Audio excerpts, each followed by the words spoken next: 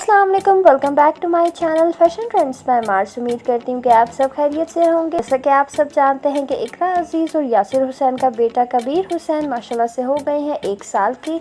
तो इकरा अजीज़ और यासिर हुसैन ने कबीर हुसैन की बर्थडे सेलिब्रेट की बहुत ही प्यारे अंदाज में, जिसमें बहुत ही करीबी रिश्तेदारों को बुलाया गया और करीबी दोस्त भी शामिल थे। तो चलिए बढ़ते हैं वीडियो की तरफ। मुझे कमेंट सेक्शन में ज़रूर बताइएगा कि आपको ये बर्थडे वीडियो कैसी लगी। वीडियो पसंद आए तो लाइक करना मत भूलिएगा। चैनल पर न्यू है तो जल्दी से सब्सक्राइब कर दे बेल आइकन, ताकि मेरी हर लेटेस्ट वीडियो आपको फ़ौरन से मिल सके।